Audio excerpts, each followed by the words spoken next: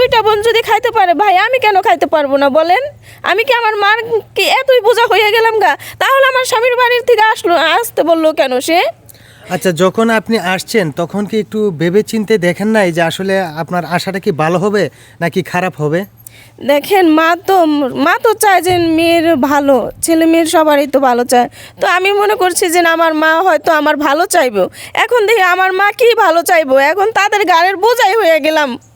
আচ্ছা, এখন কি আপনার স্বামীর বাড়িতে যাবেন নাকি এই আপনার মা বাবার কথায় ঢাকা শহরে গিয়ে চাকরি করবেন? দেখেন, স্বামীতে ডিভোর্স দিয়ে দিছি, স্বামীর কাছে আমি কিভাবে যাইবো? আর ওই স্বামীকে আমাকে নিব? কোনো দিনও নিব না। দর্শক, যে কোনো চিন্তা ভাবনা করে কিন্তু কাজ করতে হয়। আসলে একটা ভুল সিদ্ধান্তই পুরা ফ্যামিলিটা এখন বিপাকে পড়ে গেছে। মায়ের একটা ভুলের সিদ্ধান্তে আজকে এই যে 3-4টা সদস্য এই ফ্যামিলিতে যারা কিনা খুব অভাব অনটনে দিন কাটছে। তো আমরা বলি আপনারা যে কোনো সিদ্ধান্ত নেবেন ভেবে চিনতে, তারপরে পরামর্শ করেই কিন্তু একটা সিদ্ধান্ত নেবেন। তো এরকম ভুল কেউ করবেন না যেটা কিনা আপনার ভবিষ্যতে অন্ধকার হয়ে আসবে। তো প্রিয় দর্শক, আমাদের এই ভিডিওটা যদি ভালো লেগে থাকে তাহলে অবশ্যই লাইক কমেন্ট শেয়ার করে আমাদের পাশে থাকবেন। ধন্যবাদ সবাইকে।